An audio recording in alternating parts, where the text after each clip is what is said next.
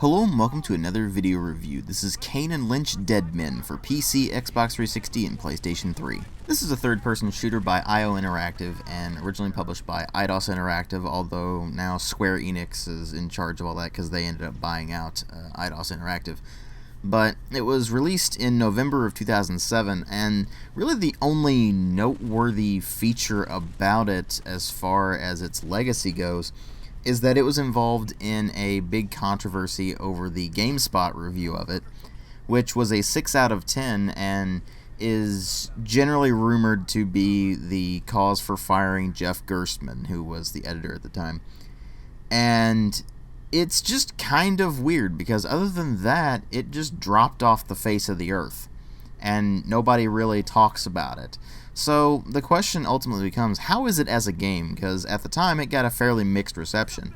But obviously there has to be a reason for it getting 8s out of 10 and so on and so forth.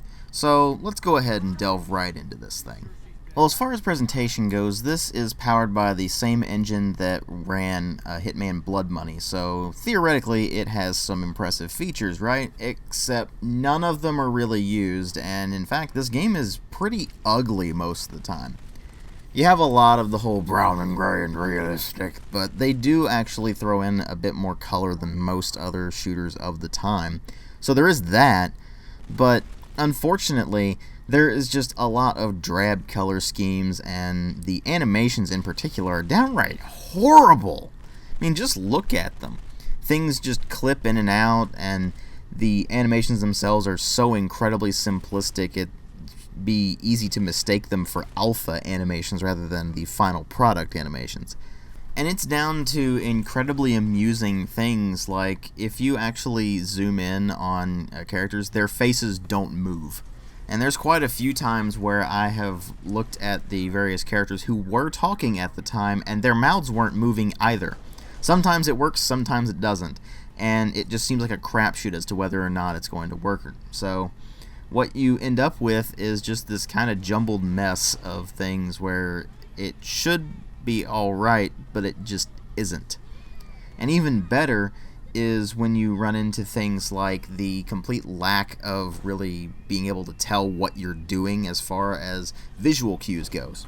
While you do get tracers for your rounds going into the target, you don't really get a solid idea of whether or not you're actually hitting a target until they fall down. On occasion you might be able to see a blood puff, but that's kind of it. Until they start ragdolling, you're not entirely sure what's going on with them. And while you can see bullet marks on the character models, you have to be pretty close to tell that most of the time. So that does get kind of annoying.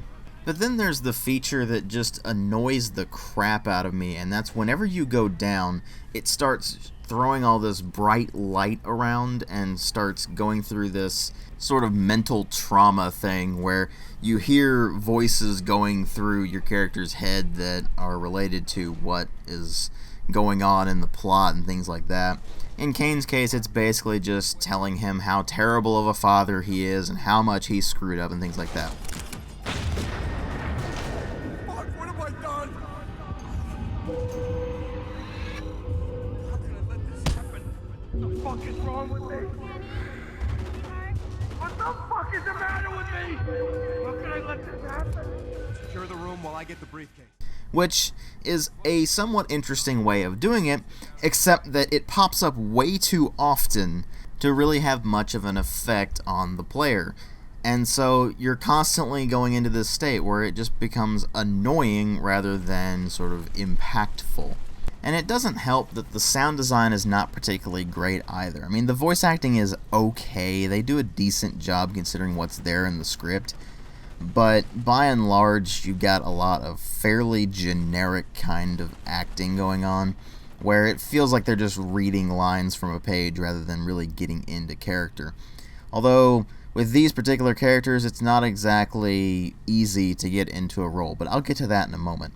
So at least it has some decent voice acting, but the sound effects are pretty wimpy. I mean, the guns are just pathetic, for example. And the explosions don't sound particularly beefy or concussive either, so that really doesn't help things out. And even though you have these scenes of the cover getting blasted apart, which is actually pretty cool, it doesn't really have any proper sound to accompany it, which is really weird. You'd think that the destruction noise would be pretty insane with the way it goes, but it isn't there. It's like they just kind of forgot about it. And then there's the music, which is done by Jesper Kyd, but unfortunately it's one of his weaker soundtracks.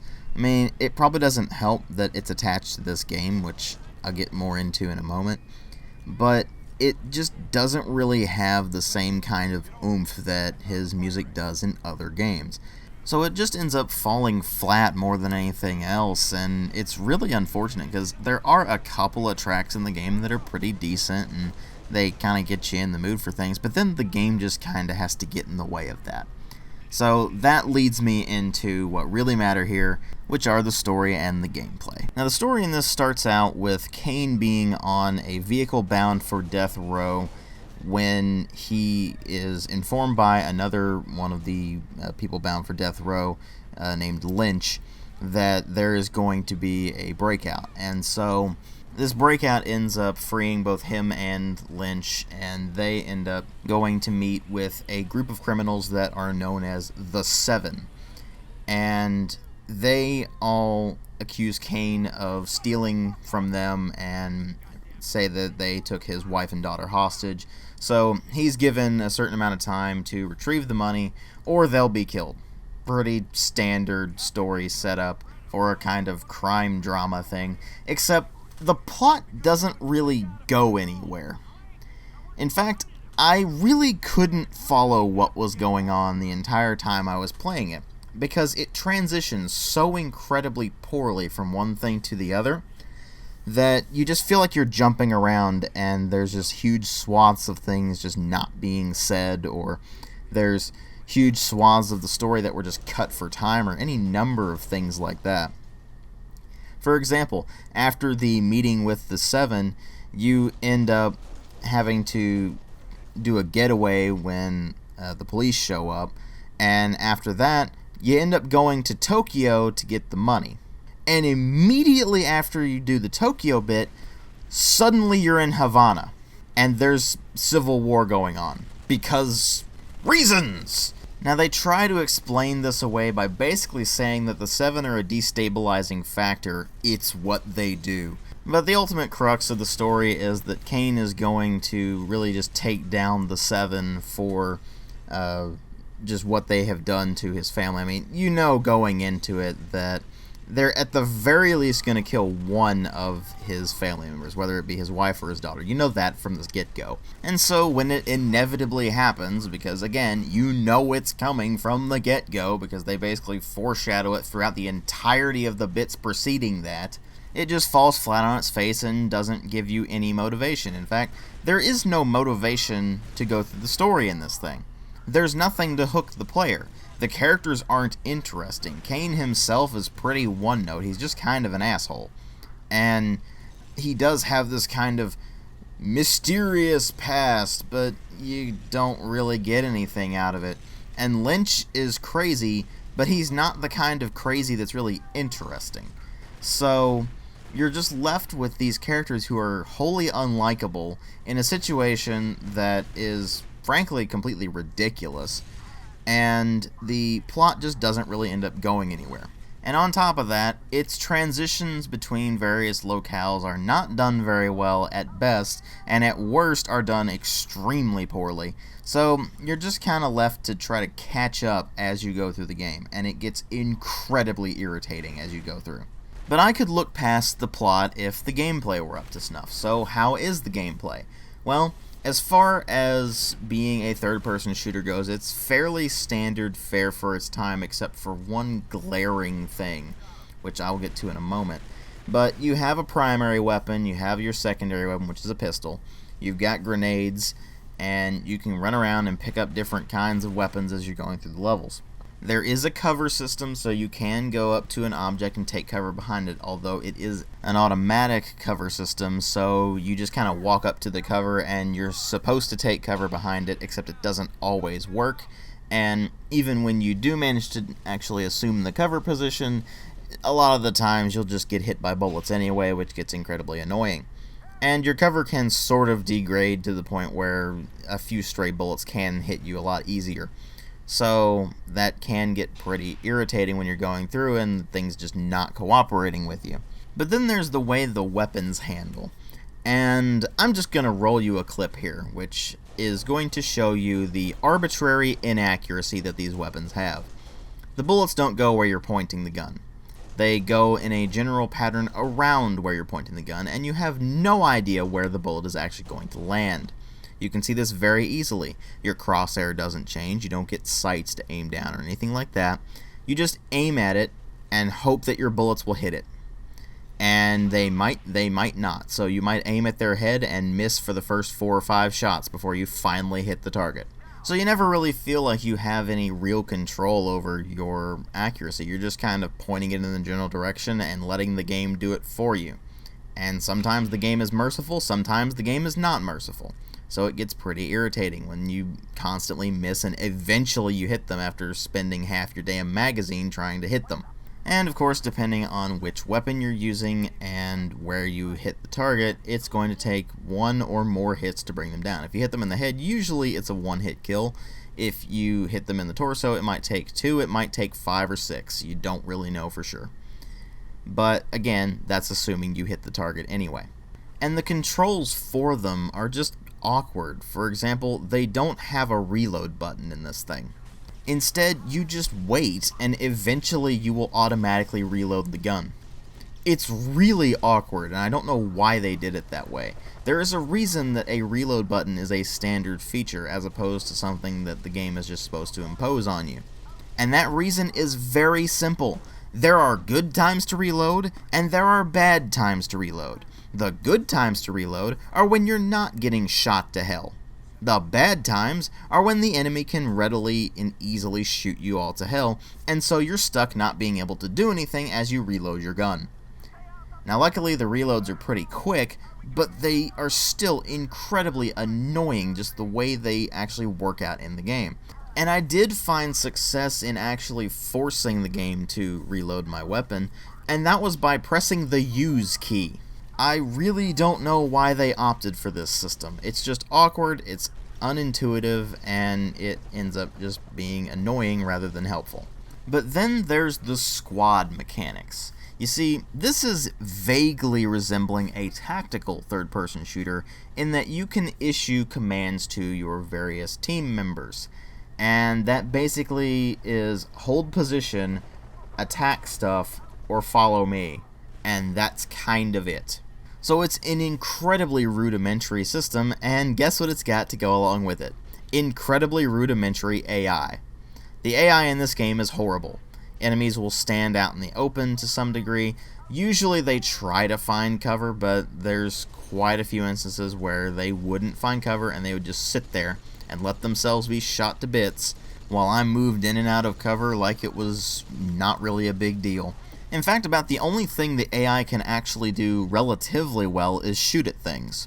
They actually don't hit them very much, but they will shoot at them. And occasionally they will hit something. But it's about the only command that you can issue that they'll actually follow. Oh, and an even more fun thing, there's friendly fire in this game. And the AI is not capable of stopping when you move in front of them. So one of your teammates could actually be firing their machine gun, and you happen to move in front of that, and you will take damage from that machine gun. And if you're playing on the higher difficulties, then that becomes a pretty big problem, because the AI is dumb, and because it takes forever for them to come up and heal you, you might actually bleed out. And even better than that, they will take you down in a pretty quick burst, because the damage is not halved or anything like that. So you'll take the full damage, and you'll take a lot of bullets all at once. It's glorious. The AI is just terrible on the team side of things as well. They will do the exact same things that the enemy AI does. They'll just stay out in the open. They'll take tons of fire and go down incredibly easily. They'll shoot at things and not necessarily hit them, but they'll keep trying to shoot at them. It's just a mess. And frankly, I cannot remotely comprehend how anyone finds this game fun. I can't. It's not an intuitive third-person shooter. It's not a good tactical shooter because the tactical mechanics are downright awful. The AI is horrible. The story is barely even there to begin with, and when it is there, it's more irritating than anything else, with its awful transitions and incredibly unlikable characters and motivations for those characters, with a plot that doesn't even really go anywhere, and level design that is just painfully linear for the most part. Very rarely does it open up, and when it does open up, it just gives you basically two paths to the same thing. And it's really just a matter of, do I go left or do I go right? Either way, I'm getting to the same place. About the only thing you can really throw in this game's favor is that it has co-op. Except that on PC, it has Games for Windows Live integration, which is more harm than good, because in this particular game there's actually a known issue with the Games for Windows Live actually crashing the game. And so while it's still sort of playable on consoles, on PC it's just a complete mess. And the gameplay itself can't be saved by co-op. The game itself is not fun to begin with. Throwing in co-op isn't going to make it any better. I give it a 1.5 out of 5. Thanks for watching.